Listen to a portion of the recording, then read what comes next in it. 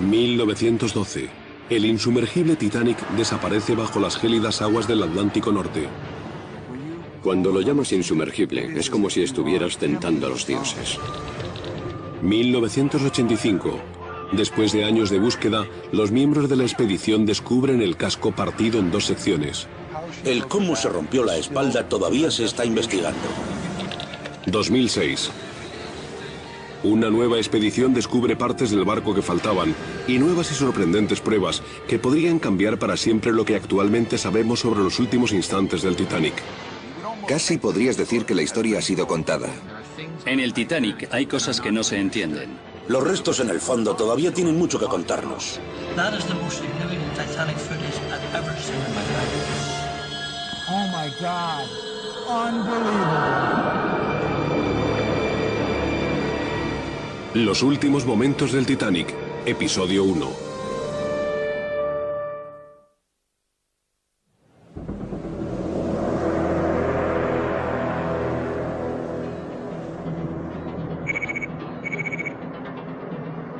Agosto de 2005.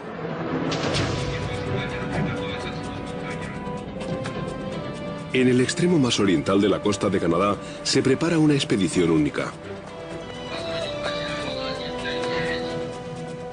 Este navío ruso de investigación científica, el Keldys, es uno de los pocos barcos del mundo equipados para explorar una región que es tan peligrosa e inaccesible como el espacio exterior, las profundidades del océano.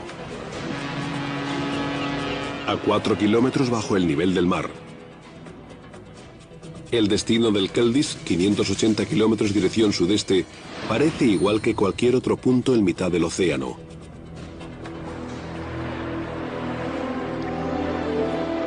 Pero a varios kilómetros de profundidad se encuentran los restos de un objeto que ha despertado la imaginación popular durante casi un siglo.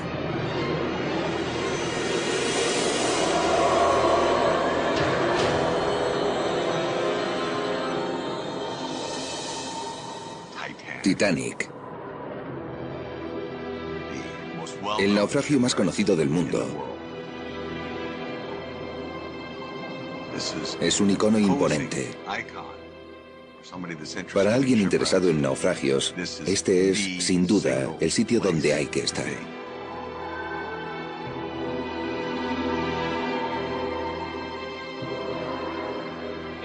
No son los restos del naufragio que se encuentran a mayor profundidad. No es el naufragio que más vidas ha costado, pero aún así permanece en la conciencia colectiva. Todo el mundo conoce el Titanic.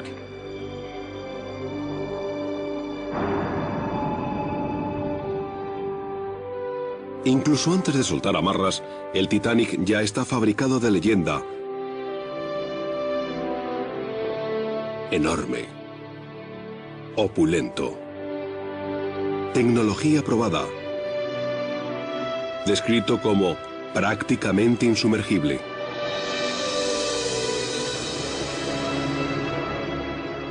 Y cuando sí se hunde, el Titanic se convierte en mito. Una metáfora trágica del orgullo desmedido y de la terrible aritmética de la supervivencia. Es difícil imaginar aquella noche sin preguntarse ¿cómo hubiera actuado yo?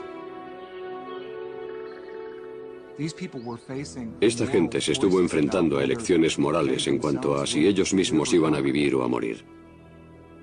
O en cuanto a si otra persona moriría en su lugar. Fueron decisiones agonizantes. Y yo creo que cuando pensamos en el Titanic, de alguna forma también nosotros nos planteamos aquellas decisiones. Nos preguntamos a qué altura estaríamos en aquel nivel tan extremo de dilema moral. Bob Ballard's successes and a penchant for promoting them have provoked respect and jealousy. Cuando en 1985 se encuentran los restos del naufragio, la leyenda del Titanic se engrandece aún más, desencadenando un aluvión de libros, largometrajes y documentales. When they displayed these artifacts, they made $1 million. Ahora, más de 90 años después del naufragio y más de 20 después de su descubrimiento, ¿queda todavía algo por saber del Titanic?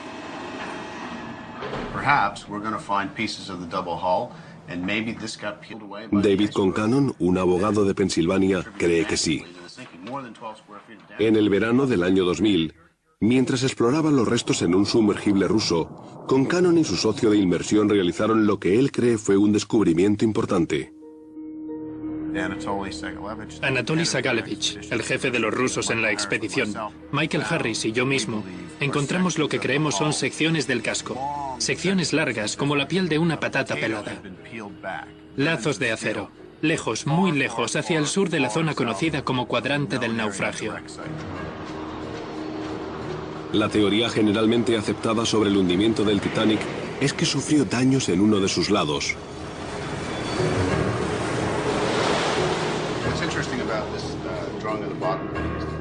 Concannon cree que lo que descubrió junto a su socio en la inmersión podría demostrar que se produjeron daños adicionales en su fondo. Pero hay un problema. Disparamos cientos de fotografías, pero desafortunadamente cuando volvimos a la superficie descubrimos que la película no estaba avanzando en la cámara. Así que ahora, en agosto de 2005, esta expedición parte en su misión de volver a documentar lo que David Concannon vio hace 5 años.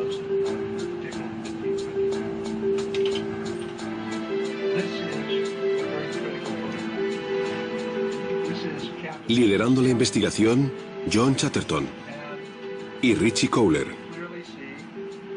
buzos técnicos y expertos en la exploración de restos de naufragios. Su trabajo ha sido el eje central de su libro Shadow Divers, un éxito de ventas. Con la atención que ha recibido el Titanic, casi podrías pensar que la historia ya ha sido contada, pero la realidad es que no es así. La inmersión en sí es tan compleja, tan difícil, tan dependiente de la tecnología, que cada viaje al fondo solo nos aporta cierta cantidad de información. Hay cosas ahí abajo en el Titanic que todavía no han sido vistas.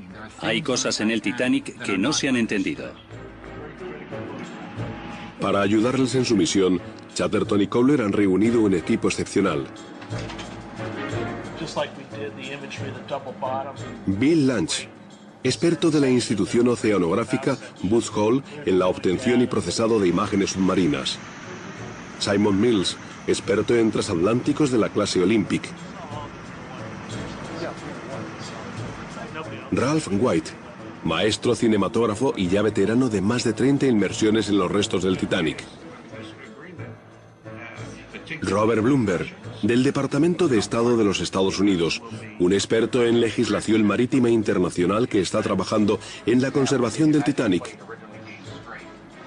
Y Roger Long, arquitecto naval. Se han ido sacando conclusiones y las conclusiones se han ido apilando hasta convertirse en hechos, hasta construir todo este mito del hundimiento. Y calificarlo de mito no quiere decir que sea equivocado, pero sí significa que la realidad es que nada ha quedado demostrado de esa forma rigurosa sobre la que realmente querrías construir la verdadera historia. El barco sobre el que se concentra esta expedición comienza a tomar forma en 1909, en Belfast, Irlanda del Norte.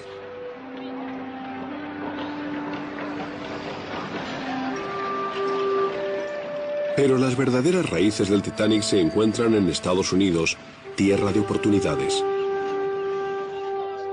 Emigrantes intentando encontrar una nueva vida en Estados Unidos. Millones de personas viajaron a través de aquella extensión de agua. Y la causa de que se comenzaran a construir estos transatlánticos fue este tráfico de personas. Cuanto más grande fuese el barco, más emigrantes podría llevar. Sin aquel volumen de pasajeros tan inmenso, jamás se habrían construido estos barcos. Tenemos que pensar en ellos como los 747 de la época. Estamos hablando de gigantescos transportadores de personas. Una vez que has llenado las cubiertas de pasajeros de tercera clase, segunda y primera clase son beneficio puro. Entre las compañías británicas compitiendo por el tráfico en el Atlántico, White Star y Cunard. Los barcos de Cunard son más rápidos, pero White Star tiene una estrategia para atraer emigrantes. En White Star eran tremendamente inteligentes a la hora de operar. Incluso a los pasajeros de tercera clase se les trataba con el respeto más absoluto. Comías en una mesa, con un mantel de hilo, un cuchillo y un tenedor y una cuchara. Te traían la comida. Tenías un menú. Así que ahí tienes tu menú. Le das la vuelta y es una postal.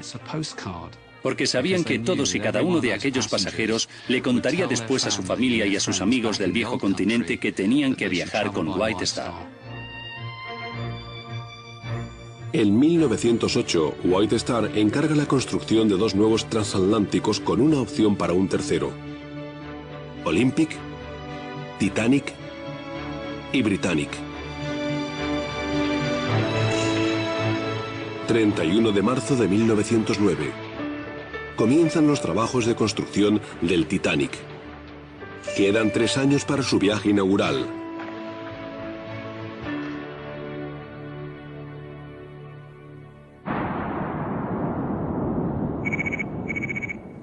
A bordo del Keldis, 1 hora después de la partida.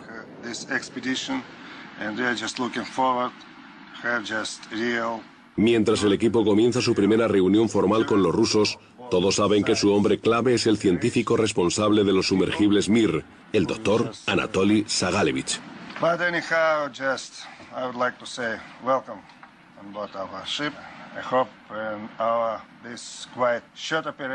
El saludo de Anatoly es cortés, pero viene acompañado de malas noticias.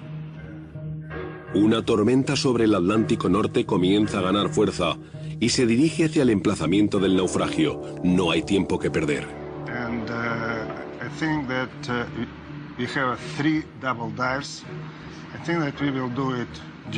Solo 3 inmersiones. El equipo esperaba más.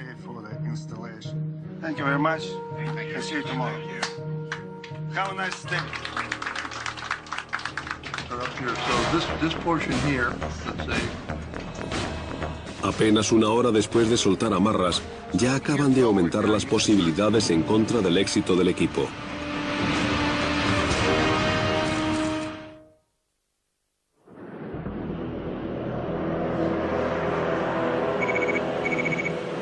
Segundo día de expedición. Casi a mitad de camino hacia los restos del Titanic.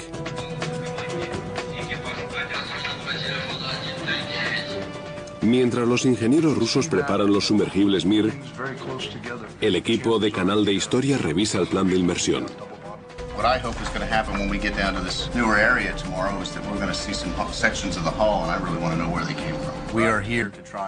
Estamos aquí para intentar buscar en una zona que podemos llamar nueva, porque lo que yo creo que tenemos en esta área son pruebas que podrían cambiar la opinión generalizada sobre las causas del hundimiento del Titanic, sobre lo que realmente ocurrió la noche del 14 de abril de 1912. Hace 5 años, David Concannon ha visto un trozo de acero que cree es parte del fondo del casco del Titanic y que fue desgarrado por el iceberg. David cree que hay más en el hundimiento de este barco que simplemente el daño que sufrió su casco de estribor. Cree apasionadamente que el barco también chocó con algo en su parte inferior. ¿Es posible que el Titanic no solo rozase el iceberg, sino que además lo arrollase, dañando su fondo? Es un escenario que algunos conocen como la teoría del encallamiento. Los icebergs tienden a desarrollar unas proyecciones muy largas mientras su parte superior se derrite. Y esa es otra de las evidencias que a mí me hace creer en la teoría del encallamiento. Sería sorprendente que no hubiese habido algo bajo aquel iceberg para que ellos lo arrollasen, dañando así el fondo. Y si de verdad hubo daños en la parte interior de la base del casco, todo lo que hemos creído sobre la colisión es erróneo. Así que nuestro objetivo es, de algún modo, volver al emplazamiento donde David Concannon se sumergió en el año 2000, documentarlo en película y en vídeo, y luego ver si lo podemos vincular con el resto del naufragio. Para conseguirlo, el equipo, dirigido por los buzos John Chatterton y Richie Cowler, necesitará tecnología de última generación: los sumergibles Mir. El doctor Anatoly Sagalevich, a cargo de los Mirs, les ofrece orientación. Construidos en 1987 para la Academia de las Ciencias de Rusia, los Mirs se pueden sumergir hasta una profundidad de 6.000 metros.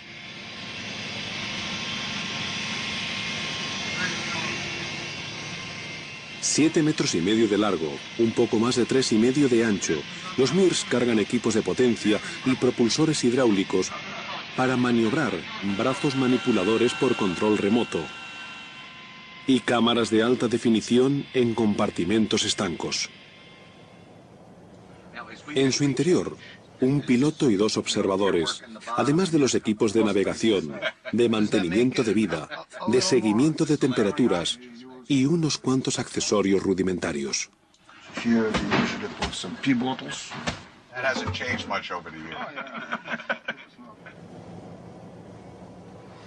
En la pared, cada centímetro de espacio está cubierto con las herramientas que vamos a necesitar para hacer nuestro trabajo ahí abajo. Todo es muy práctico, todo tiene su propósito. No hay nada en absoluto cuyo fin sea la comodidad de los tripulantes.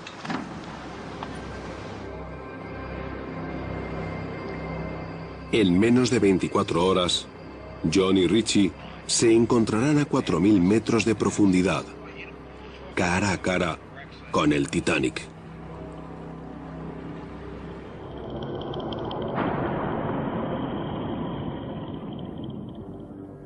Mientras el diseño del Titanic va tomando forma, White Star planea todo tipo de lujos para atraer a los pasajeros, pero no olvidan su seguridad. El Titanic era tan seguro como cualquier otro transatlántico del mundo en 1912. Los mamparos herméticos eran un diseño más que novedoso y desde luego de una calidad excelente. Todo lo relacionado con aquel barco se hizo siguiendo especificaciones de primer nivel. El Titanic se diseña con 16 compartimentos estancos, además de un doble fondo. Siempre se le describía como un barco de 2 compartimentos, que significaba que si cualquiera de los 2 compartimentos se inundaba, podría seguir a flote. De hecho, si hubiera tenido 3 o incluso 4, se habría mantenido a flote. La esperanza es que incluso si se comienza a inundar, puede funcionar como su propio bote salvavidas, manteniéndose a flote y a salvo el tiempo suficiente para que lleguen los equipos de salvamento. En junio de 1911, tanto un periódico de Belfast como la revista Shipbuilder, una revista divulgativa para el sector de la construcción naval, describieron al Titanic como prácticamente insumergible.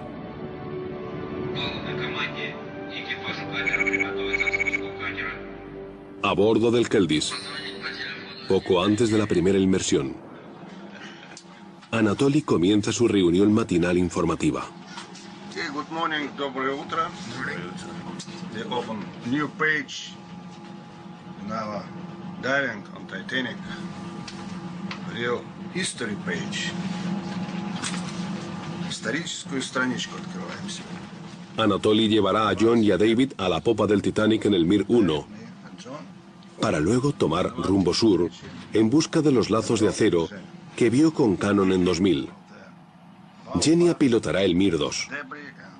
Comenzará en la proa, transportando a Richie y a Ralph. Su objetivo, documentar el deterioro de los restos del naufragio y luego explorar el campo de objetos esparcidos. Okay, this is practically all. Weather very rough, but I think that you will be lucky.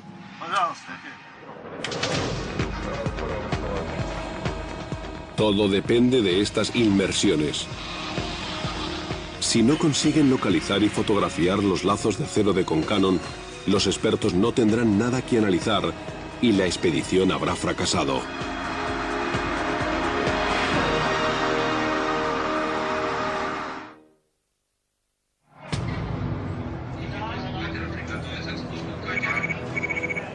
Tercer día a bordo del Keldis.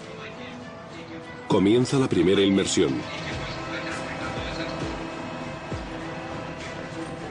John y Richie tienen décadas de experiencia sumergiéndose en restos de naufragios con equipos de buceo scuba o recicladores. Pero esta expedición del canal de historia es su primera inmersión en un sumergible y la primera hacia los restos del Titanic. Estoy bastante nervioso. Por la cabeza se me pasan un montón de cosas. Soy un buzo de naufragios. Me he identificado a mí mismo como buzo de restos de naufragios, como un explorador desde que tenía 15 años. Estoy haciendo un verdadero esfuerzo por mantener una imagen de profesionalidad y tranquilidad, pero están hablando con un tipo que lleva gran parte de su vida adulta sumergiéndose en busca de restos de naufragios. Es lo que de verdad me apasiona. Y lo único que queremos ver es el agua chapoteando contra los ojos de buey.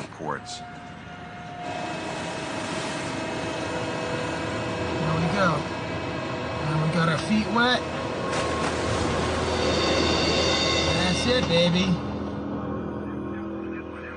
We just splashed down and we're right below the surface. Ямер 2, 11:51. Descendiendo a aproximadamente 30 metros por minuto, Rich y John no tardan demasiado en llegar a la mayor profundidad a la que jamás han bajado. 750 metros. 800. 850. Los Mears tardarán más de 2 horas en llegar al fondo. Esperándoles, a 4 kilómetros de profundidad, el Titanic.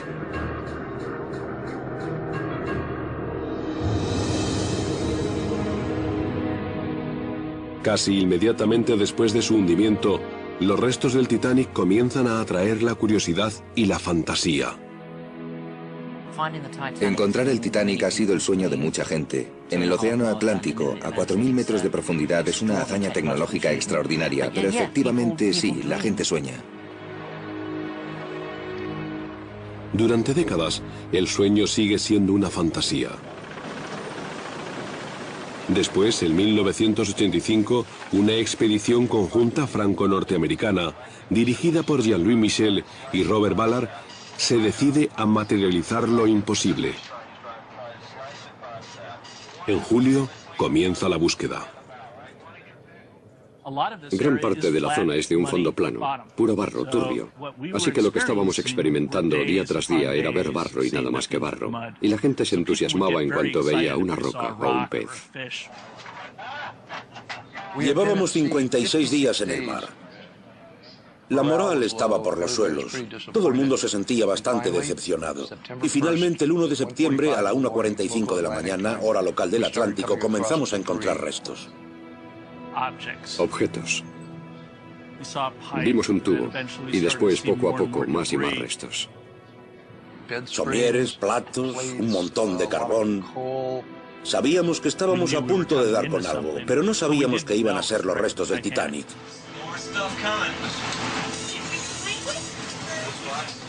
Y después, finalmente, aquella enorme caldera de una sola cara, con sus 3 puertos de alimentación tan únicos.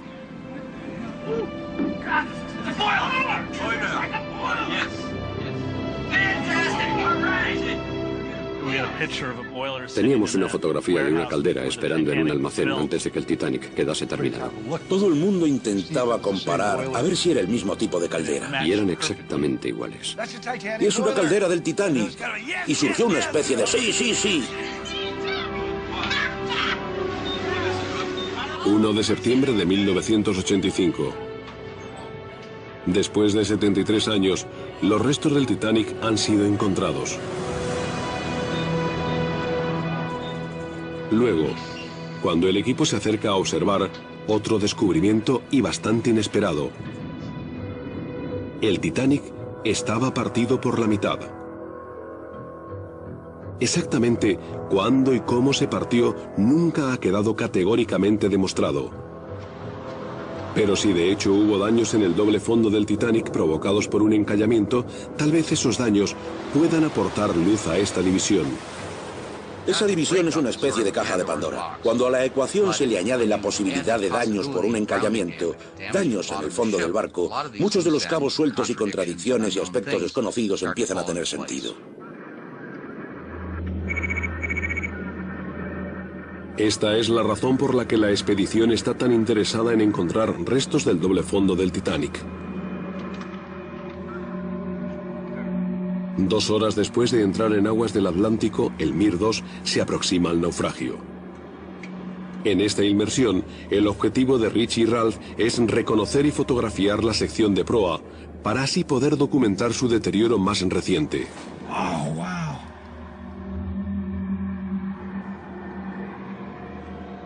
Pero al principio, para Richie es imposible no experimentar la magnitud de este momento.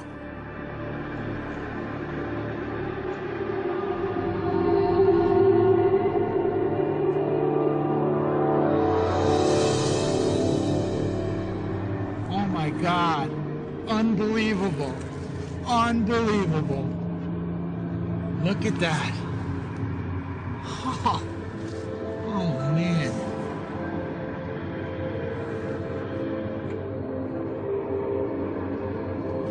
Oh, wow.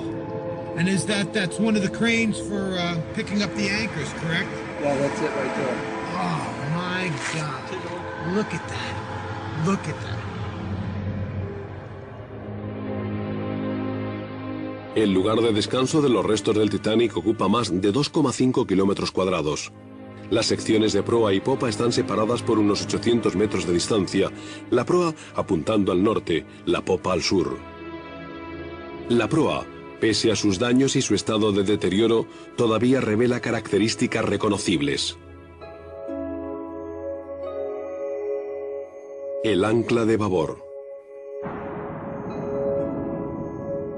que pesa más de 7 toneladas. Y rodeándola, y cubriendo también el casco, colgando, como carámbanos de hielo, las tenebrosas secreciones provocadas por los residuos de las bacterias que se alimentan de óxido de hierro.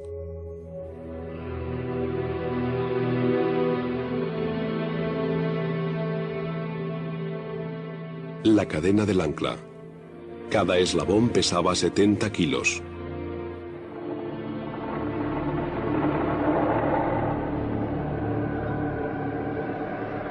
El compartimento de carga de proa.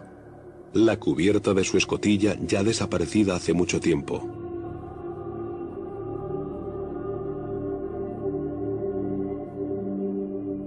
La base del mástil delantero. Originalmente descollando sobre el barco, el gigantesco mástil aparentemente cayó hacia atrás en su camino hasta el fondo. Más arriba, en el mástil, la escotilla para los vigías. Después de escalar a lo largo del mástil, aparecerían por aquí para mantener la vigilancia en la cofa de vigía, ya desaparecida. Desde este lugar vio el iceberg el centinela Fred Fleet.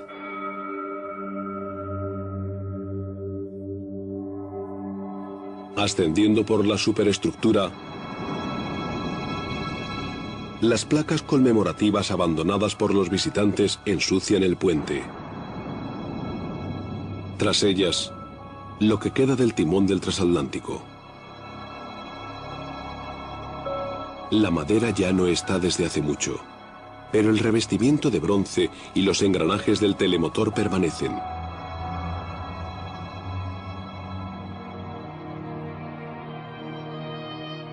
Tras el puente de mando, las dependencias de los oficiales. El camarote del capitán Smith y su bañera.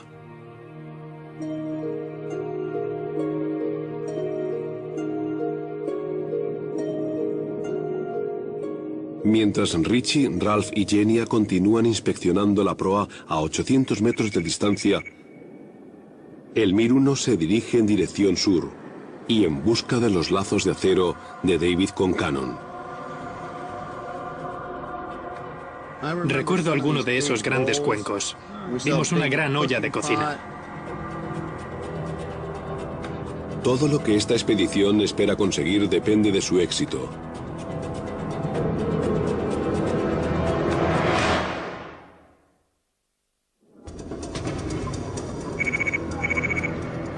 Tercer día de la expedición al Titanic de Canal de Historia. Inmersión número 1. John, David y Anatoly en el Mir 1 están a 800 metros al sur de la proa, aproximándose a la popa.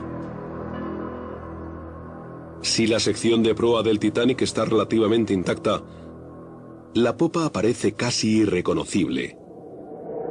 Una escena de absoluta devastación.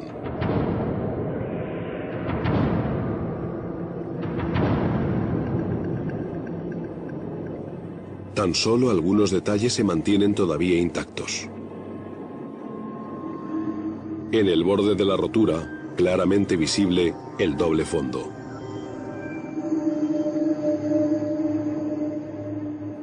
Todavía empernado a la parte superior del depósito un inmenso motor, tan alto como un edificio de 5 pisos. Las enormes hélices. En la pala de una de ellas, número 401, el número de astillero asignado al Titanic por Harland & Wolff, su constructor.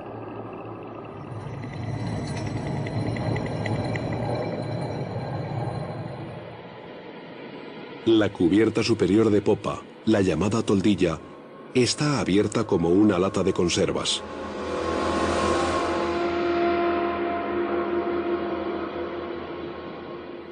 A su lado, desgarrados remanentes del borde superior del costado del Titanic. Ojos de buey y balaustradas todavía visibles. El puente de maniobra, donde se hubiese situado un oficial para guiar la popa del Titanic en su maniobra de aproximación al muelle, a su llegada a Nueva York, ha desaparecido por completo.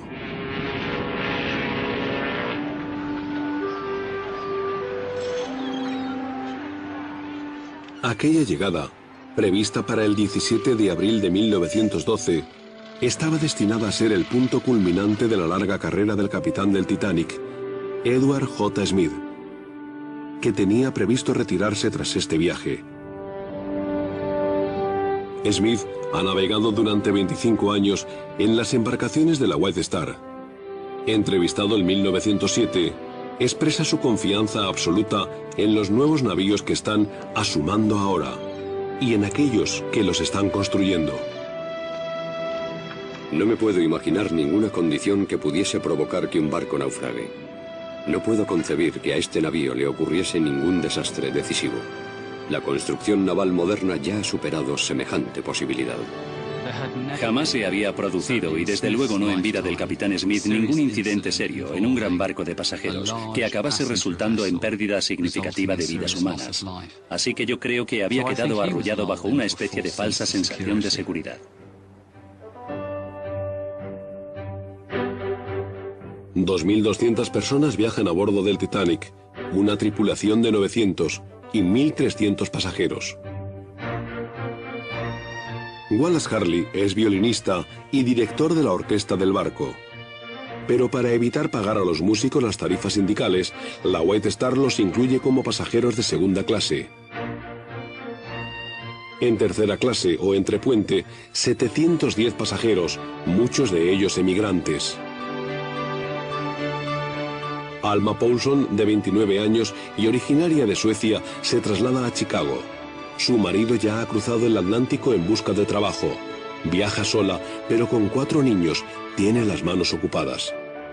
Y la familia Dean, señor y señora, y Bertie y Milvina, sus hijas de 2 años y 9 meses, se trasladan a Kansas. Nos fuimos a tercera clase o entre puente. A mi padre le habían contado unos familiares nuestros que vivían en Kansas la cantidad de oportunidades de trabajo que encontraríamos en Estados Unidos. Así que inmediatamente pensamos que teníamos que cruzar el Atlántico. No todos los emigrantes que viajan en el Titanic son pobres. Edith Brown, de 16 años, y sus padres tienen billetes de segunda clase. Su padre, Thomas Brown, ha decidido llevarse a su familia a Seattle. Estudiaron las diferentes opciones y él decidió que si conseguía resolver todos sus asuntos más o menos para finales de enero o para febrero de 1912, podrían llegar a tiempo para embarcar en aquel barco tan flamante del que todo el mundo estaba hablando, el Titanic. Y eso es lo que hicieron.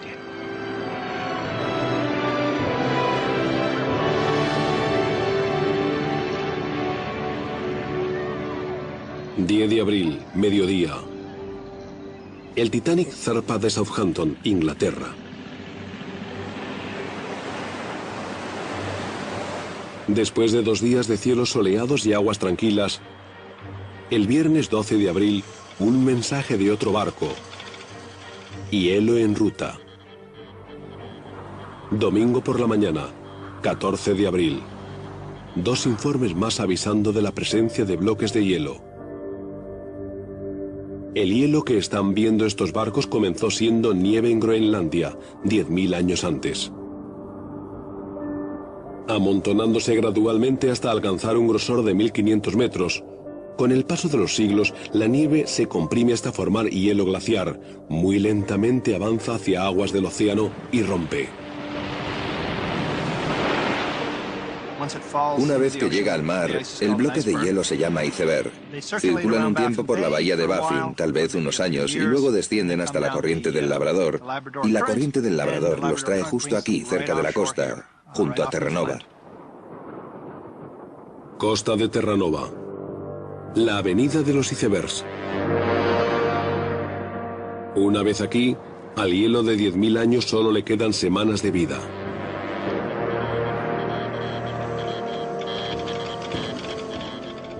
Llega la noche del domingo 14 de abril. El Titanic ya ha recibido más de media docena de alertas de hielo. Unidas entre sí, indican un enorme cinturón de hielo con una extensión de varios kilómetros. En un mes podría desaparecer. Pero esta noche de abril se encuentra justo en su camino.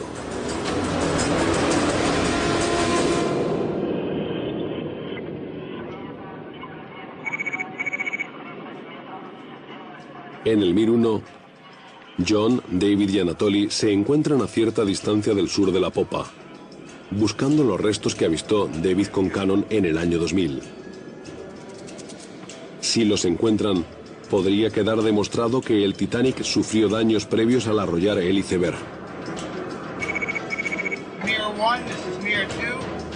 Desde el Mir 2, un nervioso Richie pregunta: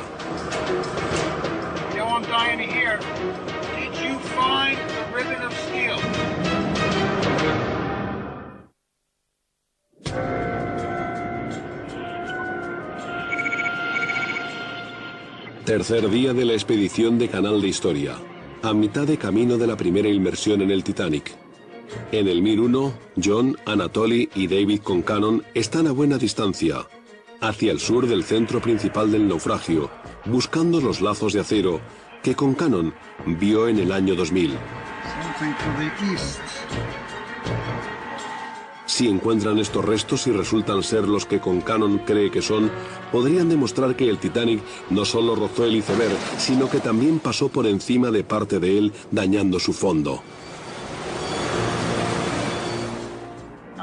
Yo soy optimista, creo que van a encontrar algo. Pero lo que más me ha preocupado de esto es que David no fue capaz de enseñarnos lo único que yo quería ver, una prueba fotográfica. Una hora de búsqueda. Aproximadamente 600 metros al sur de la popa. Now, we are far away from the wreck. Right where we should be, actually. Concannon reconoce una elevación familiar en el fondo. And there's a hill. There's a hill and there's dishes on the hill. You've got all kinds of stuff. This is a bona fide debris field. Después, divisan un trozo de acero. Yeah, I've got some steel over here. What's this? Yeah, piece of steel.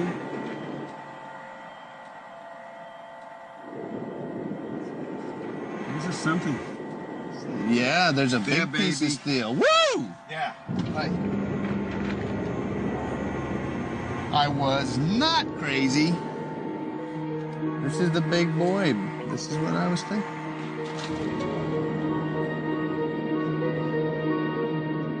Pero hay algo que no tiene sentido. Concannon piensa que es el mismo lugar. Hay un resto.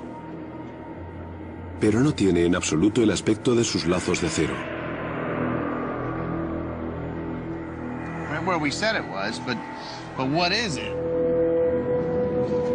It doesn't look to me like double bottom, but that's it's a boxed out beef of some sort. La realidad se hace evidente.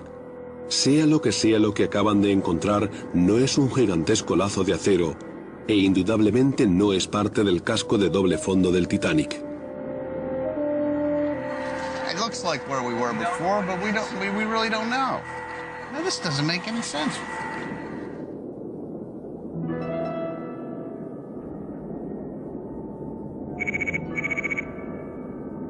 En el Mir 2, Richie está deseando que le pongan al día. Mir 1, this is Mir 2. John?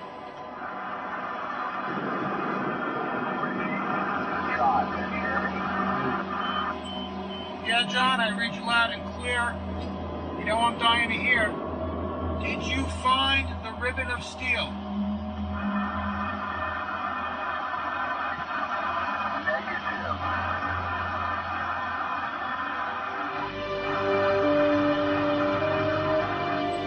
Now, 10-4 on that.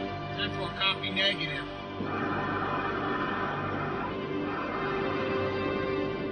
Tal vez con Cannon malinterpretase lo que vio en el año 2000, o tal vez este no sea el emplazamiento exacto. Bajamos a esa zona. La colina estaba ahí, el metal estaba ahí.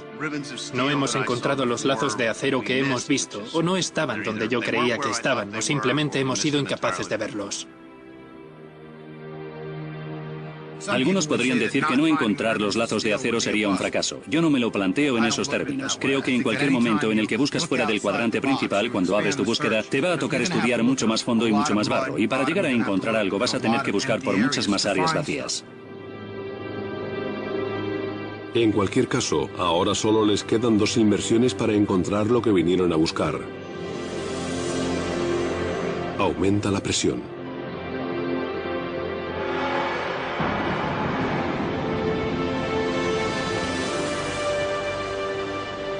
El domingo 14 de abril, el Titanic se encuentra ya superado el ecuador de su viaje hacia Nueva York. En segunda clase, la madre de David Heisman, una Edith Brown de 16 años, está disfrutando como no había disfrutado en su vida. Estaba absolutamente entusiasmada. Habían salido de compras y se había comprado vestidos nuevos, sombreros, de todo. Y tenía la esperanza de que a bordo se celebrasen bailes y fiestas y cenas. Estaba deseando que llegase el día de embarcar. Incluso a los pasajeros de tercera clase, como la madre de Milvina Dean, la hospitalidad de la White Star les está pareciendo impecable. Parecía estar bastante cómoda con todo. Comentó que los camarotes estaban bastante bien. Y recuerdo que también comentó que había una banda de música, una banda galesa de música, que tocaba en tercera clase. Imagino que estaba bien. Domingo por la tarde, el tiempo se vuelve repentinamente frío. Después de recibir media docena de alertas de hielo en ruta, el capitán Smith desvía su rumbo otros 15 kilómetros sur. Pero no aposta vigías adicionales, ni disminuye su velocidad de navegación. A todos los oficiales que hacían la ruta del Atlántico se les enseñaba a mantener el ritmo, a cumplir el calendario. Y aquello era una norma. Aquella noche, en realidad, el capitán Smith no estaba haciendo nada diferente. Yo creo que simplemente pensó, al igual que pensaron la mayoría de sus oficiales, si surge cualquier peligro lo veremos a tiempo y podremos evitarlo sin mayor problema. Es una estrategia clásica para hacer frente al hielo y funciona habitualmente. Pero depende por completo de un factor esencial: la visibilidad. Cuando ves un iceberg bajo un precioso cielo azul a poca distancia de la costa, son realmente enormes, tremendamente espectaculares. Y es difícil llegar a imaginar cómo es posible no llegar a ver algo así. Incluso por la noche, un iceberg generalmente aparecería a la vista por la acción de las olas sobre su base.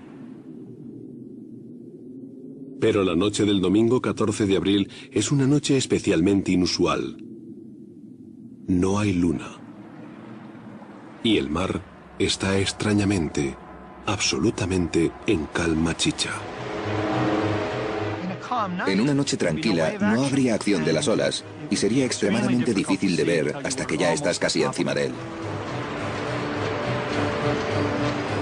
11:40 p.m. El vigía Fred Fleet ve algo más negro que la noche, justo en el trayecto del Titanic.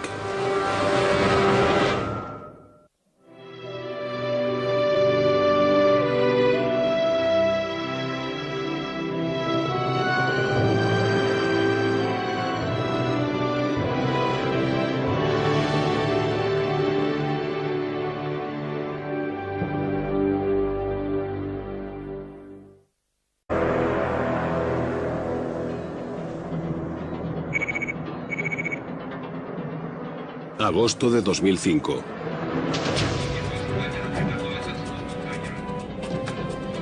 En el extremo más oriental de la costa de Canadá se prepara una expedición única. Este navío ruso de investigación científica, el Keldys, es uno de los pocos barcos del mundo equipados para explorar una región que es tan peligrosa e inaccesible como el espacio exterior, las profundidades del océano. A 4 kilómetros bajo el nivel del mar. El destino del Keldys, 580 kilómetros dirección sudeste, parece igual que cualquier otro punto en mitad del océano.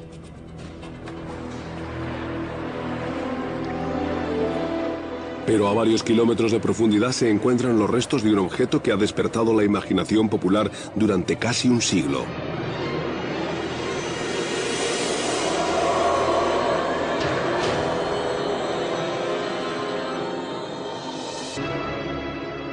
Y cuando sí se hunde, el Titanic se convierte en mito. Una metáfora trágica del orgullo desmedido y de la terrible aritmética de la supervivencia. Es difícil imaginar aquella noche sin preguntarse, ¿cómo hubiera actuado yo? Esta gente se estuvo enfrentando a elecciones morales en cuanto a si ellos mismos iban a vivir o a morir, o en cuanto a si otra persona moriría en su lugar. Fueron decisiones agonizantes. Y yo creo que cuando pensamos en el Titanic, de alguna forma también nosotros nos planteamos aquellas decisiones. Nos preguntamos a qué altura estaríamos en aquel nivel tan extremo de dilema moral. Bob Ballard's successes and a penchant for promoting them have provoked respect and jealousy. Cuando en 1985 se encuentran los restos del naufragio, la leyenda del Titanic se engrandece aún más, desencadenando un aluvión de libros, largometrajes y documentales. When they displayed these artifacts, they made $1 million. Ahora, más de 90 años después del naufragio y más de 20 después de su descubrimiento, ¿queda todavía algo por saber del Titanic?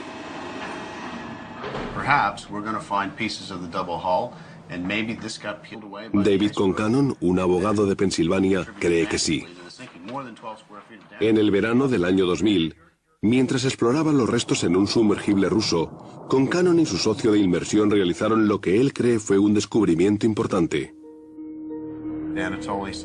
Anatoly Sagalevich, el jefe de los rusos en la expedición, Michael Harris y yo mismo, encontramos lo que creemos son secciones del casco. Secciones largas, como la piel de una patata pelada. Lazos de acero, lejos, muy lejos, hacia el sur de la zona conocida como cuadrante del naufragio. La teoría generalmente aceptada sobre el hundimiento del Titanic es que sufrió daños en uno de sus lados.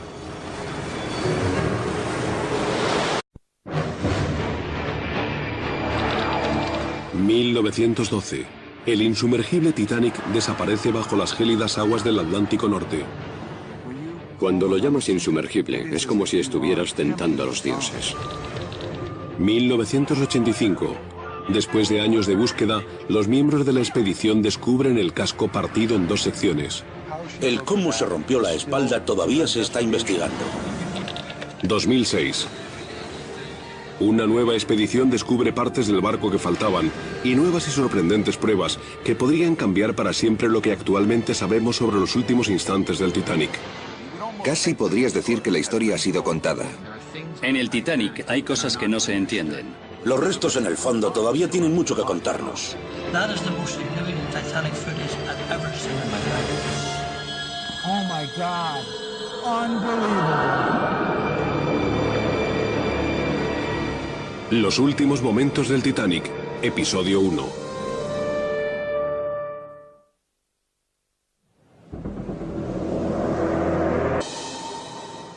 Titanic.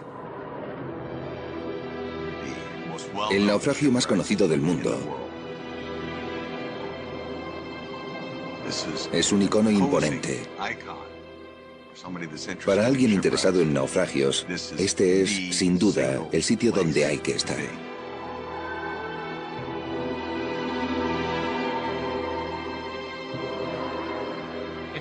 No son los restos del naufragio que se encuentran a mayor profundidad.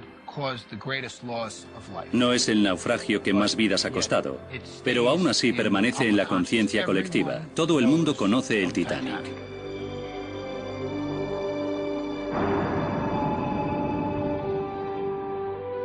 Incluso antes de soltar amarras, el Titanic ya está fabricado de leyenda. Enorme. Opulento.